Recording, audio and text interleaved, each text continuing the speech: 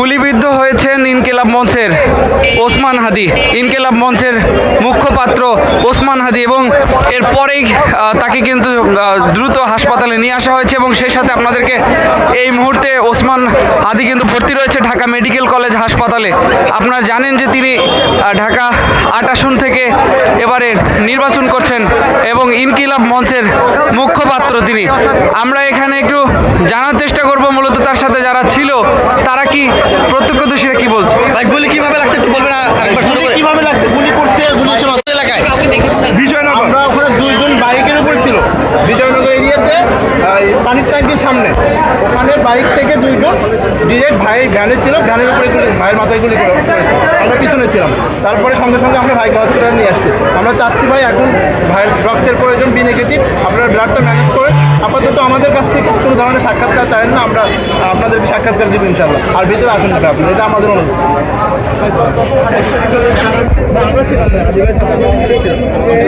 আমরা মোটামুটি আমরা বিভিন্ন মসজিদে ছিলাম বিভিন্নভাবে, তবে সবাই আমরা এক জায়গায় হয়েছিলাম। তা আমাদের মোটামুটি 50-60 জনের বেশি সংখ্যা ছিল আমরা একসাথে। হাদি কয়েকজনকে রক্ত লাগবে, রক্তের গ্রুপটা কি? B negative. বি নেগেটিভ ভাই, আপনারা আপাতত এরকম সাক্ষাৎকার নেন না ভাই, প্লিজ। দর্শক, যেমনটি জানাচ্ছিলেন একজন ওসমান হাদির সঙ্গে যিনি ছিলেন, মূলত তারা জানাচ্ছিলেন যে জুমার নামাজ পর বিজয়নগর সেখানে কিন্তু সে গুলিবিদ্ধ হয়েছেন এবং সেই সাথে যেমনটি জানাচ্ছিলেন যে তার এখন রক্তের প্রয়োজন এবং বি নেগেটিভ রক্তের প্রয়োজন, এমনটি কিন্তু তারা জানাচ্ছিলেন।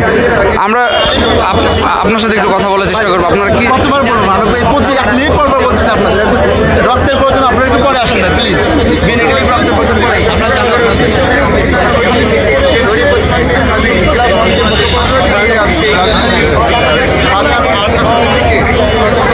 দর্শক, আপনাদেরকে যেমনটি জানাচ্ছিলাম যে এই মুহূর্তে কিন্তু আপনারা যেমনটি জানেন যে তিনি ঢাকার ৮ আসন থেকে কিন্তু নির্বাচন করছেন এবার, এবং আজকে জুমার নামাজ পরে বিজয়নগর ঠিক সেখানেই তিনি গুলিবিদ্ধ হয়েছেন এমনটি কিন্তু জানাচ্ছিলেন তার সঙ্গ সফর সাথে যারা ছিল তারা কিন্তু জানাচ্ছিলেন, এবং পরবর্তীতে তাকে দ্রুত অবস্থায় ঢাকা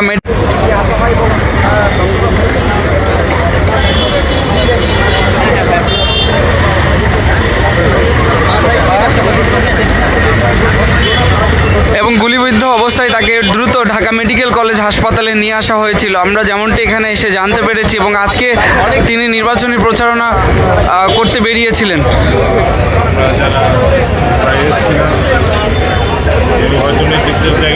কেউ সাধারণ আন্দোলনকারী হিসেবে সন্ত্রাসবাদের পক্ষে, তাদের বিরুদ্ধে আসলে এটা একটা প্রত্যক্ষ প্রমাণ যে আসলে আমাদেরকে কেউ না কেউ মেনে নিতে পারছে না। এখনও যারা এক্সিস্ট করছে তাদের মধ্যেও অনেকে।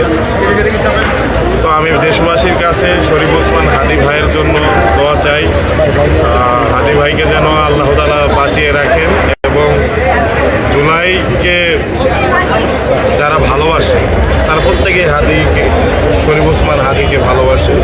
আল্লাহ তাআলা যেন তাকে বাঁচিয়ে রাখেন, এই দোয়াই চাই আমি। আর আসলে এই মুহূর্তে ভাই একটু বলবেন যে এখন কি অবস্থায় দেখে এসছেন? দেখুন, হাদি ভাইয়ের ঠিক মাথার এখানে গুলি লেগেছে, তো অবস্থা খুবই আশঙ্কাজনক, এবং তার আশেপাশে যারা আছে এখন আসলে অপারেশন থিয়েটারে ওখানে আছে, তো এখানে কেউ যেতে পারছে না। আরও অনেক আপনারা জানেন যে এই মুহূর্তে হাদিকে কিন্তু চিকিৎসাধীন অবস্থায় রয়েছে, এবং তার সাথে যারা ছিল তারা যেমনটি জানাচ্ছিলেন যে তার খুবই ক্রিটিক্যাল অবস্থা, এই মুহূর্তে তার চিকিৎসা চলমান এবং তার জন্য বি নেগেটিভ রক্তের প্রয়োজন, এমনটি কিন্তু তারা জানাচ্ছিলেন।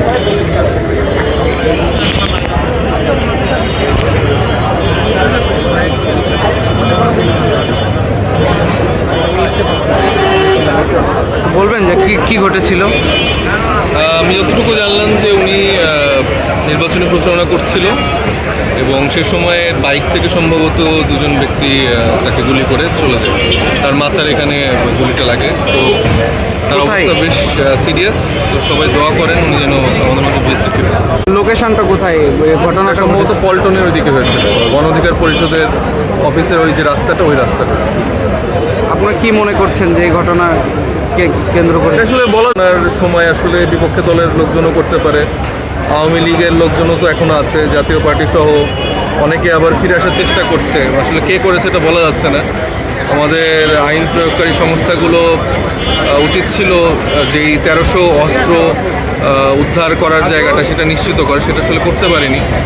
তো সবাই দোয়া করেন। আপনাদেরকে যেমনটি জানানোর চেষ্টা করছিলাম যে ইনকিলাব মঞ্চের ওসমান হাদি তাকে কেউ বাইকে এসে গুলি করে আবার চলে গিয়েছে। মূলত তারপরে তাকে জরুরি ভিত্তিতে কিন্তু এই যে ঢাকা মেডিকেল কলেজ হাসপাতালে নিয়ে ভর্তি করানো